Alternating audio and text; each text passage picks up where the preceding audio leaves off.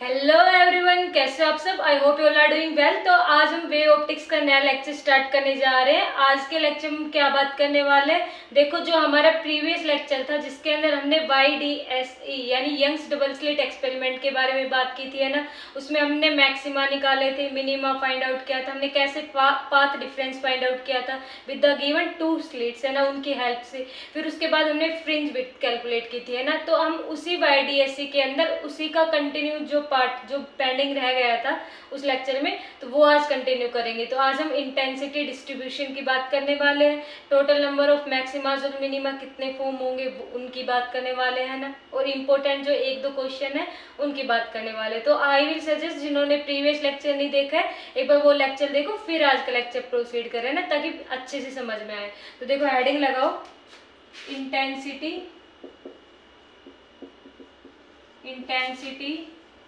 Distribution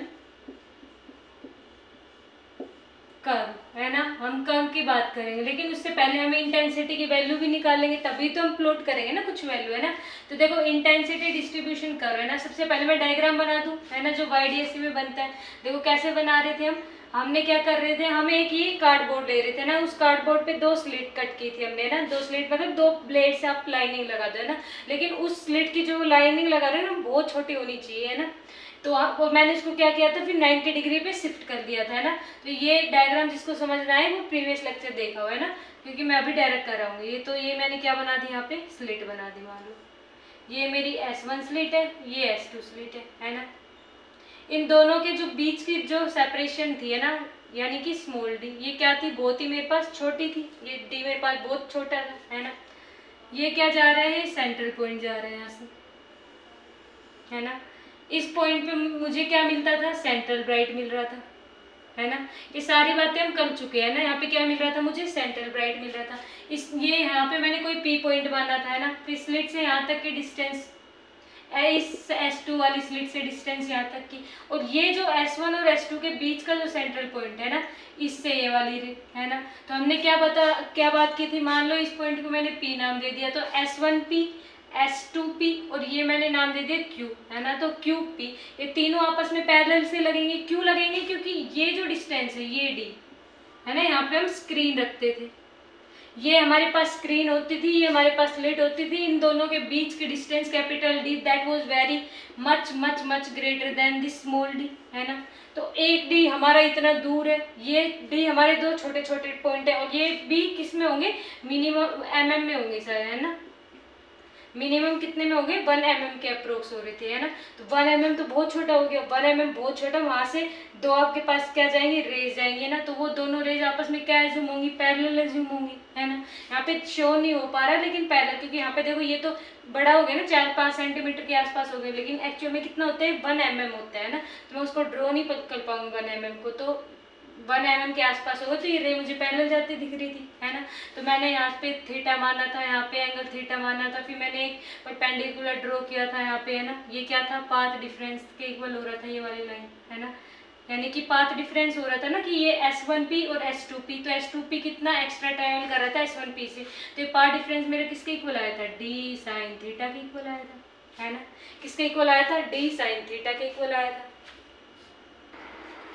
तो देखो path difference भी हमारे पास D sin थीटा आ गया। तो इतनी सारी बातें हमने प्रीवियस लेक्चर में कर ली थी, है ना। फिर प्रीवियस लेक्चर में हमने क्या पढ़ा था, देखो हमने सारी बातें कर ली थी। इनके बीच की जो फ्रिंज के बीच की जो शिफ्ट आएगी ना, यानी यहाँ पे मेरे पास क्या बन रहा था, मान लो फर्स्ट मिनिमा फर्स्ट मैक्सिमा की वैल्यू आती है D था, ये Y था, है ना। तो ये D sin थीटा को मैं किसके कंपेयर कर रही थी, Y अपॉन में D के, है ना, क्योंकि पाथ डिफरेंस आ रहा था D sin थीटा। मैंने sin थीटा ये D sin थीटा कैसे कैलकुलेट किया था, मैंने ये ट्राइंगल कंसिडर की थी, यहाँ से sin थीटा की वैल्यू निकाली थी। तो sin थीटा मेरा किसके इक्वल आया था, डेल्टा x, यानी जो मेरा पाथ डिफरेंस था, है ना, ये यानी ये D अपॉन में डेल्टा x, है ना। तो वहाँ से मैंने परपेंडिकुलर अपॉन हाइपोटेन्यूज थ्योरम लगाई थी, तो मुझे डेल्टा x की वैल्यू मिल गई थी। डेल्टा x मेरे किसके इक्वल आया था, D sin थीटा की, है ना। ये सारी बातें हम कर चुके हैं ऑलरेडी, है ना। तो देखो अब हम क्या बात करेंगे, आज हम बात करेंगे इंटेंसिटी की, है ना। देखो इसका हम फॉर्मूला भी पढ़ चुके थे ना हमने, डार्क जो हमारे जो मिनिमम डार्क स्पॉट लिख दूँ या मैं क्या लिख दूँ, मिनिमा, है ना। उसके लिए जो हमारा फॉर्मूला आया था, यानी Y जो हमारी वाई की जो वैल्यू आई थी ना, वाई ये वाली वैल्यू कि कहाँ पे मेरे क्या बनेगी, सेंट्रल ब्राइट से first dark, first bright, first dark, first bright, है ना। तो डार्क स्पॉट के लिए मेरा जो वाई का फॉर्मूला था nth वैल्यू के लिए क्या आया था, एन डी लैम्डा अपोन में 2d, है ना। इंपॉर्टेंट था इसलिए लिखवा रही यहाँ पे। और जो ब्राइट मेरे पास क्या थी, ब्राइट स्पॉट या फिर मैं क्या बोल लूँ उनको, मैक्सिमम, है ना। उनके लिए जो मेरा वाई एन की वैल्यू थी वो क्या आ रही थी, बस इसमें 2 नहीं आएगा, है ना, यानी इसमें क्या आएगा एन डी लैम्डा अपोन में डी, है ना। ये दोनों इंपॉर्टेंट रिजल्ट थे, मैंने बताया था कैसे मेरे पास ये निकले थे रिजल्ट, है ना। कैसे निकले थे, इस डी साइन थीटा को मैंने देखो डी साइन थीटा मेरा किसके इक्वल था, डेल्टा एक्स के, तो मैंने साइन थीटा की वैल्यू फाइंड आउट की थी। फिर यहाँ से साइन थीटा मेरा वेरी वेरी स्मॉल था, है ना, तो थीटा को मैं टेन थीटा लिख सकती थी। और यहाँ से मैंने टेन थीटा की वैल्यू निकाली वाई अपोन में डी, है ना। तो मेरे क्या वैल्यू आ गई थी, मेरे वाई एन की वैल्यू आ गई थी N d lambda by 2d, किसके लिए, डार्क के लिए, और मिनिमा के लिए n d lambda by d, जब मैं डेल्टा एक्स पाथ डिफरेंस की वैल्यू पुट कर रही थी उसके बाद, है ना। तो जिनको ये समझना हो प्रीवियस लेक्चर देखो, एकदम डिटेल से बताया मैंने, है ना। आज हम बात करेंगे इंटेंसिटी की। तो देखो इंटेंसिटी का फॉर्मूला क्या आता है, आई रिजल्टेंट, ये भी हम जब इंटरफेरेंस का लेक्चर किया था तो इसका भी मैंने फॉर्मूला डिराइव करवाया था। क्या आया था इसका फॉर्मूला, I1 प्लस में I2 प्लस में 2 रूट I1 रूट I2 कोस फाई, है ना। ये फॉर्मूला कैसे आया, ये मैंने इंटरफेरेंस वाले लेक्चर में रिकॉर्ड किया हुआ है। ये मेरे पास कैसे निकला, ये मैंने YDSA वाले लेक्चर में रिकॉर्ड किया हुआ है ना। तो इसीलिए मैंने बोला एक बार प्रीवियस लेक्चर देखो तो आज का लेक्चर तुरंत समझ आ जाएगा ना। अब मैं क्या मानूँ, मैं मानूँ I1 मेरा इक्वल हो I2 इक्वल टू I के। इसका क्या मतलब हुआ, इसका ये मतलब हुआ कि ये जो मेरे पास स्लिट S1 और S2 है ना, इन दोनों में से जो मेरी इंटेंसिटी पास हो, इंटेंसिटी मतलब number of wave passing per unit area. देखो एक्चुअल में जो मेरी वेव थी वो यहाँ से मैं कोई सोर्स ले रही थी, है ना, मोनोक्रोमेटिक सोर्स ऑफ लाइट, है ना। यहाँ से मेरे पास क्या निकल रही थी, मेरे पास वेवलेट निकल रही थी, है ना। और यही वेवलेट मेरी इस जो मेरे पास स्लिट थी इनमें से निकल रही थी, है ना। तो इस पी पॉइंट पे अगर ये दोनों वेवलेट मेरे पास सेम फेज में मीट कर रही थी तो कंस्ट्रक्टिव इंटरफेरेंस बन रहा था, यानी मैक्सिमा ऑब्टेन हो रहा था। और अगर डिस्ट्रक्टिव यानी अपोजिट फेज में मीट हो रही थी तो मुझे यहाँ पे क्या मिल जा रहा था, मिनिमा मिल जा रहा था, है ना। यानी कि एक्चुअल में जो वेवलेट है मेरी सोर्स एस से रिलीज हो रही थी, ये वाली, है ना। तो मैं क्या एज्यूम करूँ कि मेरा जो बैटरी इंटरफेरेंस है, बैटरी इंटरफेरेंस मतलब मेरे को प्रॉपर अमाउंट में मैक्सिमा दिखे, प्रॉपर मेरे को मिनिमा दिखे, है ना। तो उस वो कब होगा, जब S1 और S2 की जो डायमेंशन है, यानी ये जो स्लिट की जो एक गैप है ना, ये दोनों को मैं इक्वल कर दूँ, लगभग क्या कर दूँ, इक्वल। यानी मैं ब्लेड से जब कार्डबोर्ड में कट लगाऊँ ना तो उतना ही कट मेरा S1 में हो, उतना ही कट मेरा S2 में हो, विड्थ वाइज और लेंथ वाइज, है ना। तो उस केस में मेरा S1 और S2 की डायमेंशन क्या हो गई, सेम। तो जितनी नंबर ऑफ वेव मेरी पर यूनिट एरिया में से पास होंगी तो S1 और S2 के केस में लगभग इक्वल पास होंगी, है ना। यानी मैं क्या बोल दूँ, I1 मेरा I2 के इक्वल, उसको मैंने किसके इक्वल मान दिया, I के इक्वल मान लिया। तो I रिजल्टेंट की मेरी क्या वैल्यू हो जाएगी, I रिजल्टेंट की value I plus 2 root I cos phi, है ना। यहाँ से क्या हो गया, आई आर देखो 2I प्लस 2 रूट I है, सॉरी रूट I तो अब हट जाएगा क्योंकि root I into root I क्या आ जाएगा, I कोस फाई, है ना। तो देखो 2I कॉमन आ जाएगा यहाँ से, तो आई आर यानी 2I, अंदर क्या बच गया 1 प्लस कोस फाई, है ना। अब इस 1 प्लस कोस फाई को मैं क्या लिख सकती हूँ, मैं इस 1 प्लस कोस फाई को ऐसे लिख सकती हूँ ना, 2 कोस स्क्वायर फाई बाई 2 लिख सकते हो ना। फॉर्मूला सबने पढ़ा होगा, कौन सा फॉर्मूला कि 1 प्लस में कोस 2 फाई किसके इक्वल होता है, मेरा 2 कोस स्क्वायर फाई के इक्वल होता है ना। लेकिन यहाँ पे एंगल क्या है, यहाँ पे केवल फाई है, यानी यहाँ पे 2 फाई था तो मेरे पास केवल फाई आ रहा था, यहाँ पे केवल फाई है तो उसका हाफ हो गया, है ना। ये वाला फॉर्मूला समझ में आया। यानी कि मेरे पास क्या फॉर्मूला आ गया, यहाँ से आई आर की वैल्यू क्या आ गई मेरे पास, 4I cos square phi by 2 आ गई, है ना। यानी अब हम यहाँ से कंस्ट्रक्टिव इंटरफेरेंस और डिस्ट्रक्टिव इंटरफेरेंस के लिए आई आर की वैल्यू ऑब्टेन कर सकते हैं, है ना। आई आर की मैक्सिमम वैल्यू क्या होगी, देखो आई आर की मैक्सिमम वैल्यू क्या होगी, 4I। कब होगी, जब ये कोस स्क्वायर फाई बाई 2 मेरा क्या हो, 1 हो। 1 कब बनेगा, जब ये फाई मेरा किसके इक्वल हो, ये फाई मेरा 0 के इक्वल हो। क्यों, क्योंकि देखो कोस 0 की वैल्यू क्या होगी, 1 होगी, है ना। दूसरा ये मेरे पास किसके इक्वल हो, -1 तो हो नहीं सकता, है ना। देखो ये फाई मेरा 0 के इक्वल हो गया, यानी मुझे क्या मिलेगा, मैक्सिमम मिलेगा, मैक्सिमम इंटेंसिटी मिलेगी, है ना। क्या मिलेगी मुझे, मैक्सिमम इंटेंसिटी मिलेगी, यानी आई आर की वैल्यू मेरे पास क्या हो जाएगी 4i की इक्वल हो जाएगी, है ना। मिनिमम कब मिलेगी फाई की वैल्यू, देखो मिनिमम इस बारी क्या हो रहा था कि मैक्सिमम कब बोलती जब मेरे फाई की वैल्यू 0, है ना, यानी कि मेरे पास कोस स्क्वायर यानी कोस स्क्वायर 5/2 मेरा क्या हो जा रहा था, इस केस में 1 हो जा रहा था। क्या इस केस में -1 हो पाएगा, नहीं हो पाएगा, क्योंकि कोस स्क्वायर है ना।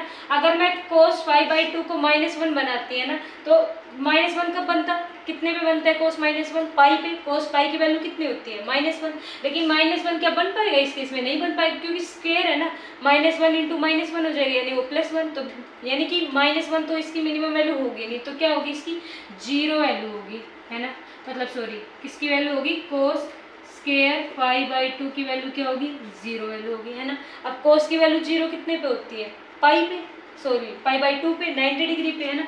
देखो कोस पाई की वैल्यू होती है -1, है ना, कोस 2 की वैल्यू होती है +1, और कोस π/2 की वैल्यू क्या होती है हमारे पास 0, है ना। तो मैं यहाँ पे 90 बनाऊँ, यहाँ पे 90 कब बनेगा, जब मैं पाई की वैल्यू ये फाई की वैल्यू क्या लूँ 2π लूँ, ताकि मेरे 2 से 2 कैंसिल हो जाए, यहाँ पे क्या बच जाए, केवल पाई बच जाए, है ना। यानी मैं यहाँ पे क्या लूँगी, फाई की वैल्यू 2π लूँगी, क्यों लूँगी, ताकि मेरा कोस स्क्वायर पाई की जगह आप लोग 2π सब्सटीट्यूट कर दो, /2, तो 2 से 2 कैंसिल, कोस स्क्वायर पाई, कोस पाई की वैल्यू क्या होती है हमारे पास 0 होती है, यानी फाई की वैल्यू मेरे पास 2π हुई, तो उस केस में मुझे कैसा इंटरफेरेंस मिलेगा, डिस्ट्रक्टिव मिलेगा, है ना। यानी मेरे पास इंटेंसिटी की वैल्यू क्या हो जाएगी, मिनिमम किसके इक्वल हो जाएगी 0 की। बात समझ में आ रही है, मैक्सिमम मेरे पास क्या हो रही है 4i हो रही है, मिनिमम क्या हो रही है 0। इस चीज़ को मैं एक बार अलग से और लिख के बता दूंगी, है ना। इतनी बात समझ में आई कि इंटेंसिटी रिजल्टेंट जो इंटेंसिटी है मेरी 4i कोस स्क्वायर 5/2 है। मिनिमम कब होगी, मिनिमम जब होगी जब इसकी वैल्यू मेरे पास क्या हो जाएगी 0, इसकी 0 हो गई तो इससे मल्टीप्लाई होकर ये भी मेरे पास क्या हो गया 0, तो मिनिमम मिल गया। मैक्सिमम कब मिलेगा, जब कोस स्क्वायर 5/2 की वैल्यू मेरे पास क्या हो 1 हो। कब होगा, कोस 0 की वैल्यू क्या होती है 1, यानी ये एंगल मेरे पास क्या हो जाए, पाई मेरे पास क्या हो जाए 0, तो कोस 0 क्या हो जाएगा 1 हो जाएगा, तो मुझे क्या मिल जाएगी मैक्सिमम वैल्यू 4i मेरे पास मैक्सिमम वैल्यू मिल जाएगी, है ना। तो अब हम इसका कर्व प्लॉट करेंगे इंटेंसिटी का, है ना, और इस चीज़ को मैं एक बार वापस से लिख के बता देती हूँ ऊपर, है ना। तो इतना नोट करो, देखो इरेज कर दूँ, नोट कर लिया, है ना। समझ में आया कि I R resultant intensity 4i cos square 5/2 थी मेरे पास। मैक्सिमम कब आएगी, जब इसकी वैल्यू मेरे पास क्या हो जाए 1 हो जाए, है ना, यानी मेरे पास 4i मैक्सिमम आ रही थी, है ना। यहाँ पे मेरे पास मिनिमम कब आएगी, जब इसकी वैल्यू मेरे पास क्या हो जाए 0। मुझे पता है कोस 5/2 पे मेरी वैल्यू क्या आती है 0 आती है, तो मैंने इसको कोस 2π नहीं आएगा, नहीं पाई आएगा, देखो पाई आएगा ना, क्योंकि π/2 फाई की वैल्यू पाई होगी तभी तो π/2 बनेगा, है ना। ये तो कोस पाई बन गया ना, कोस पाई की तो -1 होती, तो वो यहाँ पे क्या आएगा केवल पाई आएगा, है ना। π/2 पे क्या आ गई मेरे पास आई मिनिमम 0 आ गई, है ना। यानी यहाँ पे पाई की यानी फेज डिफरेंस मेरा पाई होगा, तो उस केस में मिनिमम आ जाएगा कितना 0 आ जाएगा, है ना। और ये जब मेरे पास मैक्सिमम हो यानी 1 हो तो आई आर मेरा मैक्सिमम आ जाएगा, तो उस टाइम पे मुझे ब्राइट स्पॉट मिलेगा, यानी मैक्सिमम इंटेंसिटी मिलेगी, है ना। ये बात समझ में आई। अब मैं इसको इरेज कर रही हूँ, मैं क्या बनाऊंगी, इसका कर्व बनाऊंगी, है ना, इंटेंसिटी डिस्ट्रीब्यूशन कर्व। बात समझ में आई, दोनों फॉर्मूले याद रखने, है ना।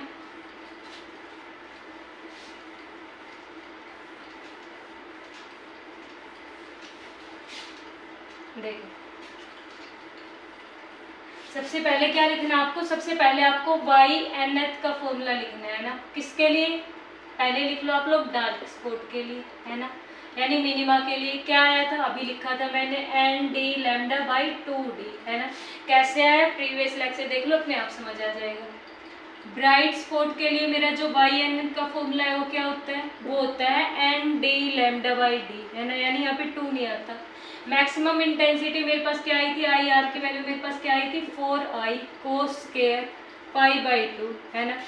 आई आर की वैल्यू मैक्सिमम कब होगी, मैक्सिमम होगी मेरे पास आई आर की वैल्यू 4i, है ना। कब, जब मेरे पास ये कोस स्क्वायर 5/2 मेरे पास क्या बन जाए 1 बन जाए। कितने में बन रहा था मैंने अब बता दिया, है ना। मिनिमम कितना हो जाए ये 0, है ना, मिनिमम भी लिख दूँ मैं, मिनिमम आई आर की वैल्यू क्या हो रही है मेरे पास 0 हो रही है ना।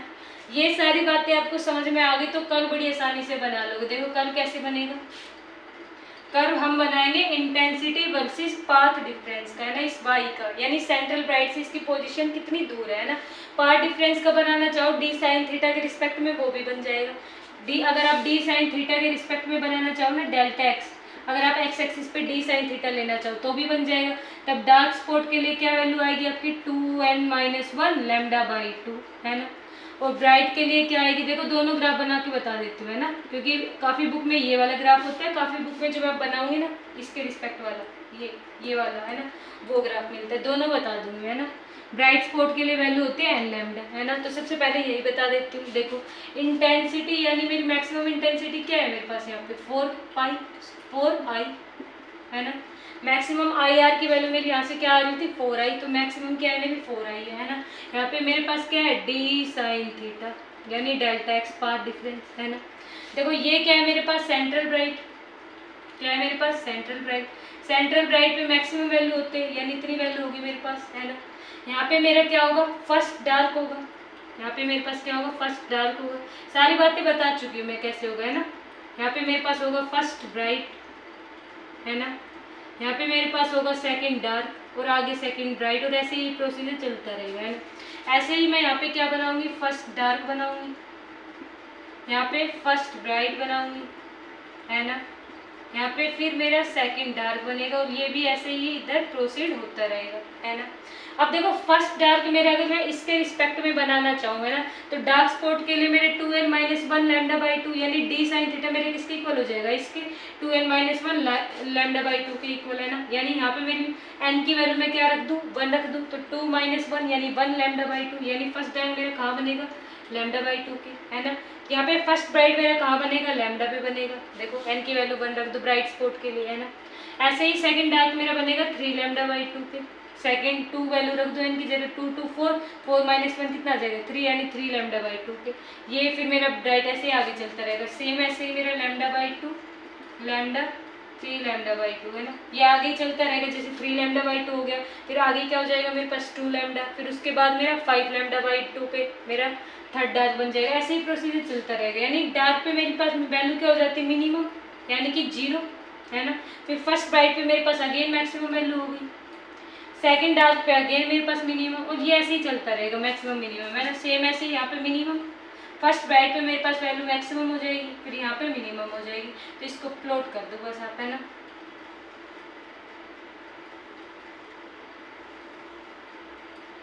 ये देखो बात समझ में आ रही है, यानी फर्स्ट डार्क पे जैसे ही हो रहा है तो मेरे पास मिनिमम बन जा रहा है, ब्राइट पे जैसा ही आ रहा है तो मैक्सिमम हो जा रहा है, डार्क पे जैसे ही आ रहा है मिनिमम हो जा रहा है, फिर ब्राइट पे आएगा आगे तो मैक्सिमम हो जाएगा। सेम ये प्रोसेस चलती रहेगी, है ना। और इन दोनों के बीच की देखो सेंट्रल ब्राइट, है ना। मैं क्या बता रही थी फ्रिंज विड्थ बता रही थी, तो अगर मुझे ब्राइट जो मेरे पास स्पॉट है ना, इस ब्राइट स्पॉट की मुझे फ्रिंज विड्थ बतानी है, यानी कितनी मेरे पास इसकी वो होगी विड्थ होगी, है ना। तो कैसे बता रही थी मैं, इस पूरी में से देखो सेंट्रल ब्राइट से ये मेरे पास क्या है फर्स्ट डार्क के डिस्टेंस है ना। सेंट्रल ब्राइट से मेरे पास क्या है सेकंड डार्क के डिस्टेंस है, तो सेकंड डार्क के डिस्टेंस में से मैं फर्स्ट डार्क के डिस्टेंस माइनस कर दूंगी, तो मुझे बीच का पोर्शन मिल जाएगा कि मेरा जो ब्राइट रीजन है ये रीजन, है ना, ये कितना है, इसके विड्थ कितने ऑलरेडी हम फाइंड आउट कर ली थी प्रीवियस लेक्चर में, कितनी आई थी डी लैम्डा बाई डी, है ना। डार्क के लिए भी इतनी आई थी, ब्राइट के लिए भी इतनी आई थी, यानी अगर मैं ब्राइट रीजन की विड्थ फाइंड आउट करूँ तो भी डी लैम्डा बाई डी आ रही थी, यहाँ पे मैं डार्क रीजन की फाइंड आउट करना चाहूँगी तो भी मेरे पास क्या आ रही थी वो डी लैम्डा बाई डी आ रही थी। हम प्रीवियस लेक्चर में बात कर चुके हैं ना। तो ये ग्राफ समझ में आया, ये था इसके रिस्पेक्ट में। अब हम इसके रिस्पेक्ट में भी ग्राफ बना के देख लेते एक बार, है ना। नोट कर लो, इरेज कर रही मैं, स्क्रीनशॉट ले लो, है ना, कर दो इरेज। देखो अब हम किसके रिस्पेक्ट में देख रहे हैं, हम इन दोनों के रिस्पेक्ट में वो देख लेते हैं ना।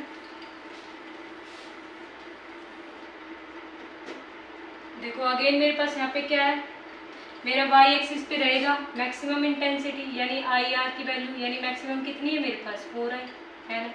यहाँ पे मेरे पास क्या होगा, यहाँ पे मेरे पास होगा वाई की वैल्यू, वाई की वैल्यू यानी वाई क्या था मेरे पास, वाई था मेरा सेंट्रल ब्राइट से कितने डिस्टेंस थी मेरे पास, है ना, भूलना नहीं है। देखो यहाँ पे मेरे पास क्या थी स्लिट थी, है ना, ऐसे ये मेरे पास स्क्रीन थी, है ना। तो यहाँ से ये जो पॉइंट, ये वाला जो पॉइंट था ना, इसको मैं क्या बोल रही थी वाई बोल रही थी, यानी सेंट्रल ब्राइट से मेरे पास ये पी पॉइंट था ना, है ना, पी पॉइंट, तो इसके बीच की जो डिस्टेंस थी मेरे पास ये, इसको मैं क्या बोल रही थी वाई बोल रही थी, है ना।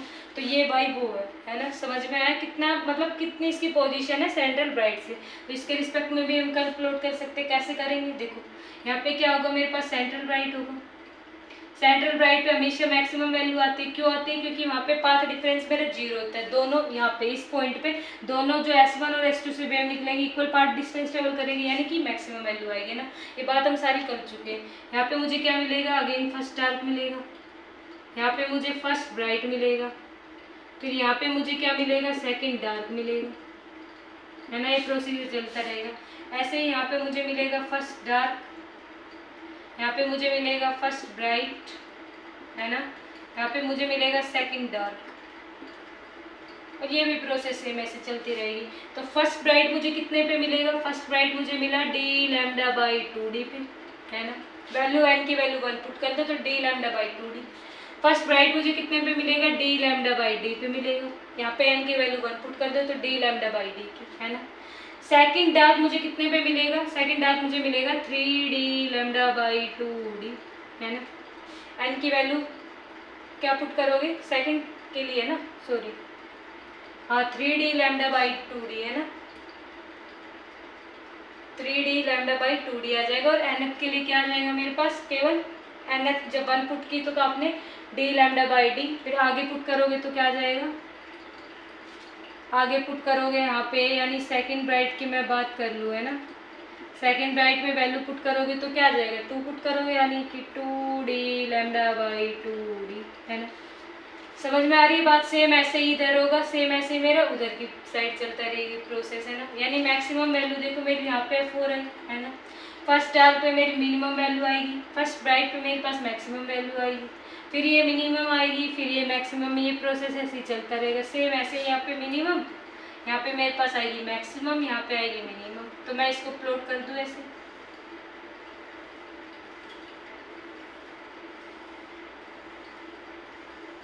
ऐसा, है ना। यानी कि देखो सेंट्रल ब्राइट से ये जो रीजन है ना मेरा, यहाँ पे मेरे पास हमेशा मैक्सिमम मिलता है ना।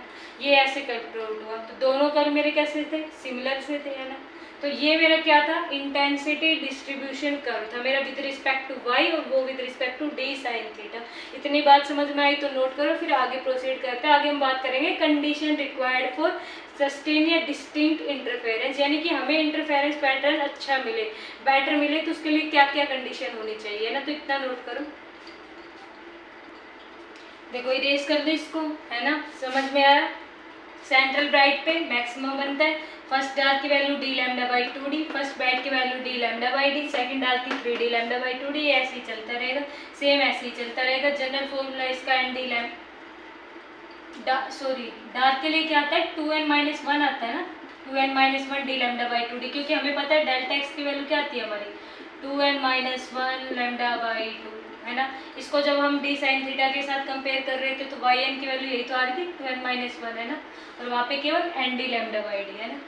पूरा ठीक है ये, है ना। देखो नोट कर लिया। आगे अब हम बात कर लेते हैं कंडीशन रिक्वायर्ड फॉर सस्टेन, या फिर हमारे पास जो डिस्टिंक्ट इंटरफेरेंस बनता है ना, यानी हमारे पास इंटरफेरेंस जो पैटर्न बने वो कैसा बने? एकदम क्लियर बने, है ना। तो उसके लिए क्या कंडीशन चाहिएगी? देखो लिखो, कंडीशंस रिक्वायर्ड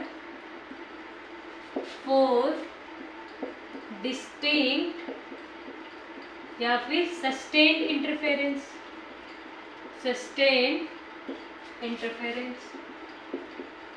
है ना। तो देखो क्या क्या कंडीशन चाहिएगी, बड़ा आसान है।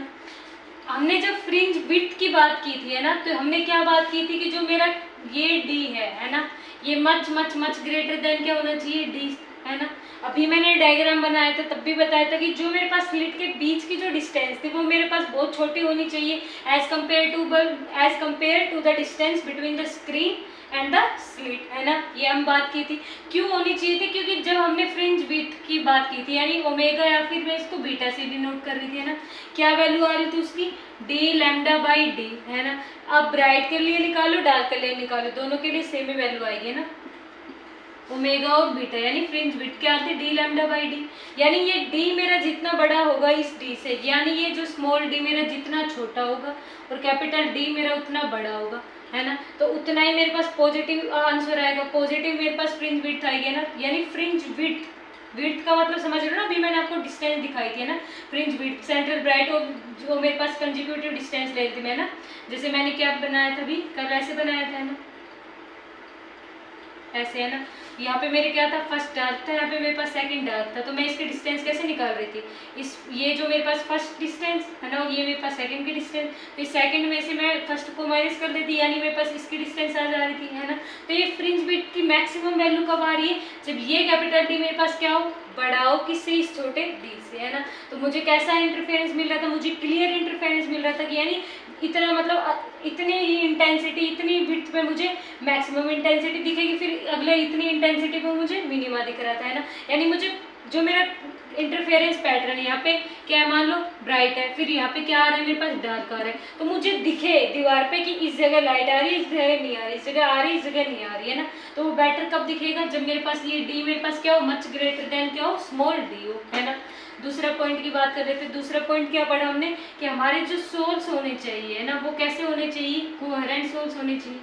कैसे सोर्स होने चाहिए, कोहेरेंट सोर्स। अभी कोहेरेंट सोर्स क्या होते हैं मैंने बता चुकी हूँ, इंटरफेरेंस का लेक्चर बताया था। कोहेरेंट सोर्सेज आर दो सोर्सेज जिनकी जो फेज डिफरेंस है, फेज डिफरेंस या तो सेम हो या कांस्टेंट हो, और उनकी ओमेगा भी क्या हो, सेम हो। ओमेगा मतलब एंगुलर फ्रीक्वेंसी, ओमेगा सेम हुआ तो एफ भी सेम हो जाएगा, उसका फ्रीक्वेंसी भी सेम हो जाएगी। क्यों, क्योंकि ओमेगा इक्वल टू 2 पाई है ना।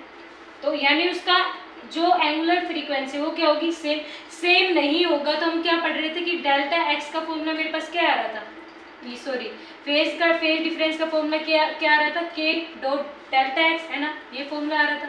ये हमने डिराइव किया था, कैसे डिराइव किया था, इंटरफेरेंस वाले लेक्चर में बताया हुआ है ना, के डेल्टा एक्स आ रहा था मेरे यहाँ से। तो यहाँ पे देखो कहीं भी टाइम पे डिपेंडेंट नहीं है ना, टाइम का फैक्टर नहीं आ रहा, लेकिन जब अगर ओमेगा हमारा सेम हो गया तो वो फैक्टर हमारा किस पे डिपेंड कर जा रहा था, हमारा फेज डिफरेंस जो है। फेज डिफरेंस हम कैसे फाइंड आउट कर रहे थे, phase maximum minus phase minimum, ये ऑलरेडी मैं सारा बता चुकी हूँ कैसे किया है मैंने, है ना। तो फेज मैक्सिमम की वैल्यू मेरे पास क्या आ रही थी, ओमेगा टी प्लस के एक्स टू, है ना, फिर यहाँ पे -1। अगर ओमेगा सेम नहीं हुआ तो हम, अगर ओमेगा सेम नहीं हुआ है ना, तो उस केस में मैंने मान लिया इसको ओमेगा 2t, है ना, और इसको के एक्स टू, तो यहाँ पे क्या आ जाएगा, ओमेगा 1t प्लस में के एक्स 1, है ना, यानी कि omega 2 minus omega 1t plus में x2 माइनस x1, और यहाँ पे आ जाएगा के, यानी कि इस बार मेरा देखो यहाँ पे के del x x2 minus x1, अगर मेरा ओमेगा सेम हो जाता तो मैं इस वाले टर्म को इस वाले टर्म से कैंसिल आउट कर देती, तो मेरे पास फेज डिफरेंस के डेल्टा एक्स मिल जाता, केवल ये टर्म रह जाती है ना। लेकिन अगर सेम नहीं है तो मेरे पास ये जो ओमेगा है ये टाइम पे डिपेंड कर रहा है, टाइम पे डिपेंड कर रहा है मतलब एक ही टाइम पे हमारी एक ही पोजीशन पे हमें डार्क स्पॉट भी मिलेगा, हमें ब्राइट स्पॉट भी मिलेगा, है ना। तो क्या वो इंटरफेरेंस क्लियर हो पाएगा, समझ में आएगा, हमें नहीं आएगा ना, एक ही टाइम पे चसबूच होता रहेगा ना, यानी कि उस टाइम पे हमें प्रॉपर इंटरफेरेंस नहीं नजर आएगा ना। तो that should not be possible, है ना। तो उसके लिए हम क्या करेंगे, उसके लिए हम सोर्स कैसे लेंगे, कोहेरेंट सोर्स, ताकि उनका ओमेगा क्या आ जाए, सेम आ जाए। समझ में आया क्यों लेंगे, इसको इरेज कर दूं अब मैं। थर्ड हम क्या लेंगे, देखो अभी हमने पढ़ा था इंटेंसिटी वाला फैक्टर, है ना, इंटेंसिटी वाला फैक्टर। इंटेंसिटी वाले फैक्टर कब आएगा, जब मेरे पास S1 से जो इंटेंसिटी निकल रही है वो भी आई निकले, S2 से जो इंटेंसिटी निकल रही है वो भी आई निकले, यानी दोनों की इंटेंसिटी मेरे पास क्या हो, सेम हो। अभी तो बात की थी I1 equal to I2 equal to I, है ना। तो इस केस में मेरे पास मैक्सिमम इंटेंसिटी आ रही थी, कितनी आ रही थी मैक्सिमम इंटेंसिटी, 4 है ना।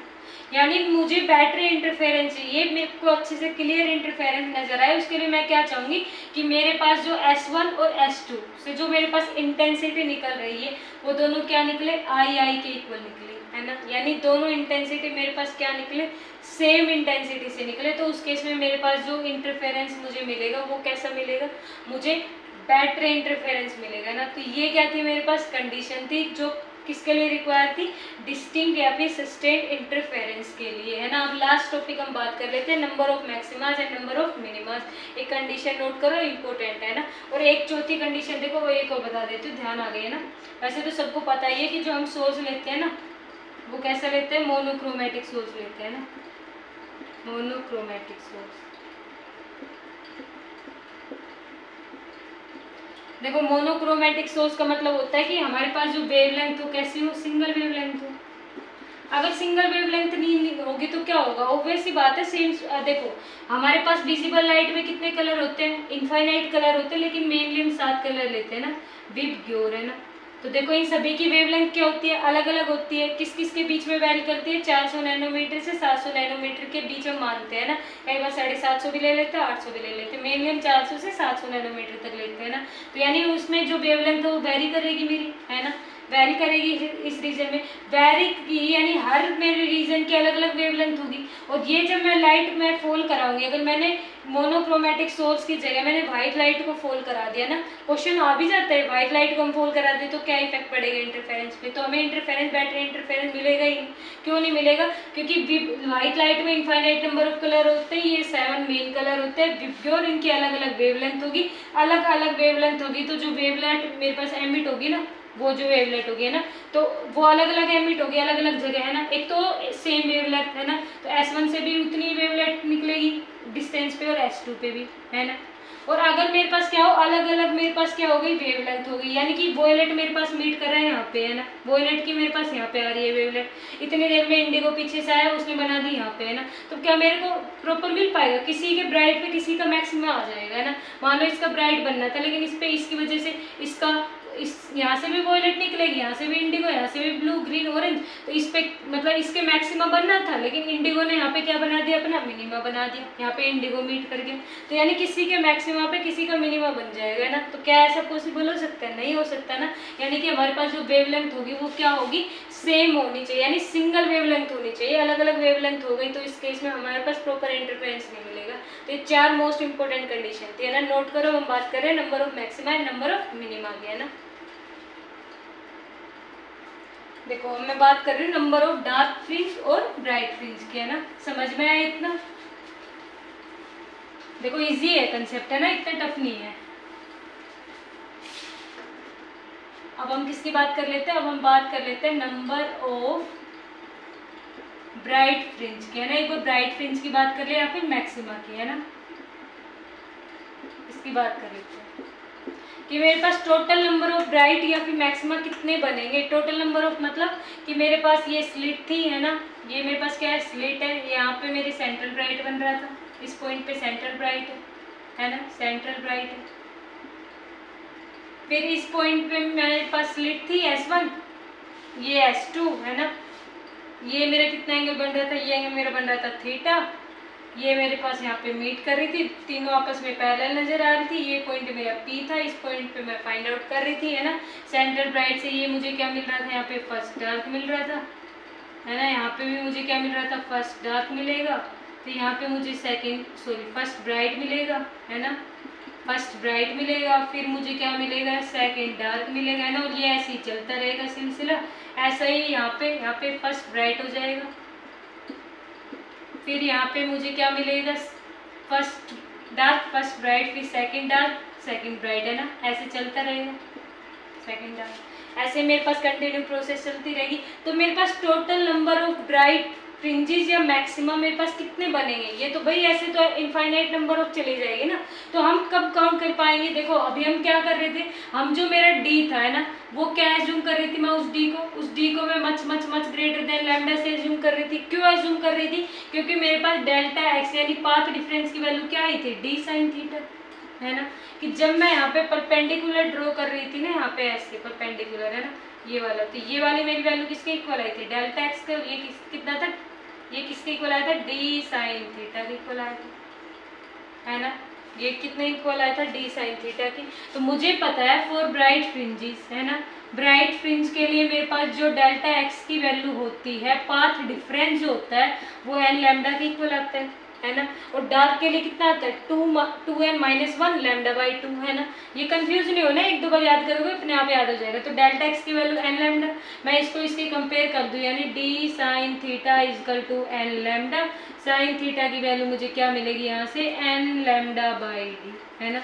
तो मैं क्या बोल रही थी, मैं जब देखो इस डी को इस लैम्डा से ग्रेटर कर रही थी, है ना, तभी मैं क्या कर पा रही थी, साइन थीटा को मैं टेन थीटा से रिप्लेस कर पा रही थी, है ना, टेन थीटा से रिप्लेस कर पा रही थी। तभी तो मैं यहाँ से देखो ये डिस्टेंस मैंने वाई मानी थी, ये डिस्टेंस डी मानी थी, है ना। तो साइन थीटा मेरा टेन थीटा के इक्वल हो जाएगा, है ना। और टेन थीटा की वैल्यू मैं यहाँ से निकालूँ थीटा इसके रिस्पेक्ट में, है ना, तो परपेंडिकुलर अपॉन बेस यानी वाई अपॉन में डी, तो मुझे क्या वैल्यू मिल जा रही थी, तो मुझे डी लैम्डा बाई डी करके वैल्यू मिल जा रही थी, किसकी, वाई की, है ना। फर्स्ट वाई की जो फर्स्ट वैल्यू है ब्राइट फ्रिंज के लिए वो क्या मिल जाए थे, डी लैम्डा बाई 2, डी है ना, डी लैम्डा बाई डी। किसके लिए, ये था मेरा फर्स्ट ब्राइट फ्रिंज है ना, फर्स्ट ब्राइट फ्रिंज यानी फर्स्ट ब्राइट फ्रिंज ये वाली वैल्यू है ना, डी लैम्डा बाई डी है ना। सेकंड ब्राइट फ्रिंज की value 2d lambda by D है ना। ऐसे करके मैं सारी वैल्यूज निकाल पा रही थी ये वाली करके, यानी मैं क्या एज्यूम कर रही थी, मैं इस लैम्डा को क्या एज्यूम कर रही थी, much smaller than this d है ना। लेकिन अगर मुझे यहाँ पे मैक्सिमा और मिनिमा काउंट करने हैं कि मेरे टोटल नंबर ऑफ मैक्सिमा या टोटल नंबर ऑफ मेरे मिनिमा कितने बनेंगे, वो मैं कब फाइंड आउट कर पाऊंगी, जब मैं इस कंडीशन को क्या कर दूंगी, नेग्लेक्ट कर दूंगी है ना। मैं क्या एज्यूम करूंगी कि मेरा डी एंड लैम्डा क्या हो, कंपेरेबल हो, क्या हो, कंपेरेबल हो। ऐसा क्यों होगा, देखो मैं बताती हूँ। देखो ये कंडीशन कब जरूरी है कि जो मेरा डी है वो मच ग्रेटर देन लैम्डा हो, कब जरूरी है, जब मैं इस वाई की वैल्यू फाइंड आउट कर रही हूँ है ना, कि मेरा फर्स्ट ब्राइट एग्जैक्ट उसकी पोजीशन क्या है ना। अगर मैं पोजीशन फाइंड आउट करूंगी तब मैं एज्यूमशन है इसको एज्यूम करूंगी है ना। अगर मैं टोटल नंबर ऑफ मैक्सिमम या मिनिमम काउंट करूंगी कि मेरा टोटल नंबर ऑफ मैक्सिमम या मिनिमम मेरे कितने बनेंगे है ना किसी स्लिट के लिए है ना, तो उस चीज़ के लिए मैं क्या एज्यूम करूंगी, डी एंड लैम्डा क्या एज्यूम करूंगी, कंपेरेबल एज्यूम करूंगी। क्यों करूंगी, क्योंकि देखो यहाँ पे मेरा जो साइन थीटा है वो क्या होगा, थीटा से बड़ा नहीं होना चाहिए ना, ये कंडीशन होगी कि greater than sorry greater equal than theta. ऐसे कर लूँ मैं, इसको ऐसे लिख दूँ है ना। हाँ देखो साइन थीटा की जगह मैं लिख दूँ 90 है ना, सीधा मैं क्या लिख देती हूँ, 90 लिख देती हूँ है ना, 90। यानी जो मेरा थीटा है, ये जो थीटा है 90 डिग्री के इक्वल हो है ना, इससे ज्यादा हुआ तो क्या पॉसिबल हो पाएगा, नहीं हो पाएगा। क्यों, क्योंकि देखो थीटा मेरा क्या है, ये एंगल बन रहा था हॉरिजॉन्टल से है ना, इस पॉइंट Q और P है, ये सेंट्रल इनका बीच का था रीजन, सेंट्रल रीजन S1 और S2 के बीच का रीजन है ना, तो ये Q इस P से कितना एंगल बना रहा था with respect to horizontal theta angle, तो थीटा मैक्सिमम कितना हो सकता है, 90 डिग्री के इक्वल हो सकता है। देखो ऐसे है ना, 90 डिग्री यानी इनफाइनाइट तक जाएगा ना, तो क्या 90 इससे ज्यादा हो सकता है, नहीं हो सकता ना 90 से ज्यादा। तो वैल्यू पुट कर दो यहाँ पे, देखो 90 डिग्री से ज़्यादा नहीं हो सकता। और साइन 90 की वैल्यू कितनी हो जाएगी, 1 है ना, यहाँ पे क्या हो जाएगा साइन 90। थीटा की वैल्यू क्या पुट करोगे आप लोग, 90 पुट करोगे, यानी साइन 90 की वैल्यू क्या हो जाएगी मेरे पास 1 है ना। यानी 1 से क्या नहीं होना चाहिए, वो 1 से क्या नहीं होना चाहिए, बड़ा नहीं होना चाहिए ना, यानी यहाँ पे क्या आ जाएगी एन लैम्डा बाई डी है ना, ये वाली वैल्यू आ जाएगी। तो यानी कि क्या वैल्यू आ गई, D lambda by D by lambda है ना, क्रॉस मल्टीप्लाई करोगे ग्रेटर इक्वल देन एन।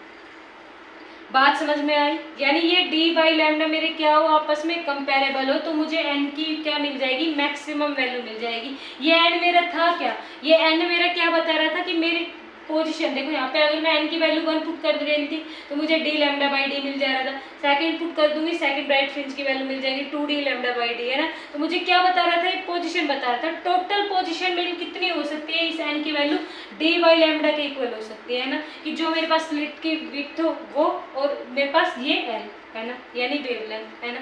तो आप समझ में आया, यानी d बाई लैम्डा। लेकिन क्या है एग्जैक्ट ट्रू होगा, नहीं होगा। क्यों, क्योंकि ये तो मैंने केवल अपर रीजन की बात की है ना, ऊपर वाले रीजन की बात की है केवल n लैम्डा बाई डी है ना। मैं तो नीचे वाला रीजन भी तो होगा मेरा, यानी यहाँ पे क्या आ जाएगा 2d lambda 2d by lambda है ना। लेकिन क्या अब भी ट्रू, अब तो हमने ऊपर वाले रीजन की बात कर ली, नीचे वाले रीजन की बात कर ली, लेकिन सेंट्रल जो ब्राइट रीजन है वो तो छूट ही गया मेरा है ना। तो मैं इसमें क्या ऐड कर दूंगी, +1 ऐड कर दूंगी, यानी मेरे पास टोटल नंबर ऑफ में ब्राइट फ्रिंज निकालना चाहूँ, टोटल नंबर ऑफ, देखो अब ये फिक्स है ना, अब ये चेंज नहीं होगा, 2 बार चेंज हो चुका तो आधे बच्चे कंफ्यूजन हो गए। 100% ये ट्रू फॉर्मूला है ना। Total number of bright fringe मेरा क्या होगा, total number of bright fringe मेरा क्या होगा 2d बाई लैम्डा +1 ये होगा है ना। यानी कि और इसमें जो वैल्यू आएगी मेरे पास वो मैं इंटीजर वैल्यू लूंगी, कौन सी वैल्यू लूंगी, और इंटीजर में भी स्मॉलेस्ट इंटीजर है ना। कि मान लो मेरे पास इसको सोल्व करने के बाद डी और लैम्डा की वैल्यू पुट करने के बाद मेरे पास यहाँ पे आ गया 4.7 है ना। तो मैं 4.7 को 5 एज्यूम नहीं करूंगी है ना, मैं 4.7 को 4 फ्रिंजेस ही एज्यूम करूंगी। मेरे पास 4 फ्रिंज बन रही है, ऊपर वाले रीजन में ब्राइट से लेकर नीचे वाले रीजन तक 4 फ्रिंज बन रही है मेरे पास, 4 ऊपर 4 नीचे with respect to central bright. समझ में आया कैसे करना है। तो ये मेरे पास क्या था ब्राइट फ्रिंज के लिए। ऐसे ही मैं किसके लिए फाइंड आउट कर सकती हूँ, मैक्सिमा के लिए। मैक्सिमा में क्या आ जाएगा, बस ये जहाँ पे आपने एन लैम्डा पुट किया है ना, यहाँ पे एन लैम्डा की जगह आप लोग 2n-1 लैम्डा बाई 2 पुट कर दो, फिर सेम ऐसे निकालना है ना। तो नोट करें इसको, फिर मैं मिनिमा को कराती हूँ है ना। देखो मैं क्या बात कर रही हूँ, अब मैं बात कर रही हूँ नंबर ऑफ डार्क या फिर मिनिमा की, है ना, डार्क फ्रिंजेस की, है ना। तो मैं पूरा इरेज नहीं कर रही, मैं इस वाले रीजन को इरेज कर दे रही हूँ, है ना। ये बात समझ में आई कैसे की थी मैंने, यानी यहाँ तक मेरी सब सेम रहेगा ना, यहाँ पे डार्क आ जाएगा। देखो किसकी बात कर रहे हैं हम, नंबर ऑफ डार्क फ्रिंजेस की, यानी मिनिमा की बात कर रहे हैं, है ना। देखो डेल्टा एक्स की value D sine theta, path difference तो सेम ही रहेगा, है ना। बस फर्क क्या आ जाएगा, जब मैं डार्क फ्रिंज निकालूंगी तो डेल्टा एक्स पाथ डिफरेंस मेरा किसके इक्वल आ जाता है, 2n-1 λ/2, है ना। YDSC वाला जो लेक्चर रिकॉर्ड किया था उसमें बताया था कैसे आते हैं, तो किसी को समझ नहीं आ रहा वहाँ से देख लिया ना।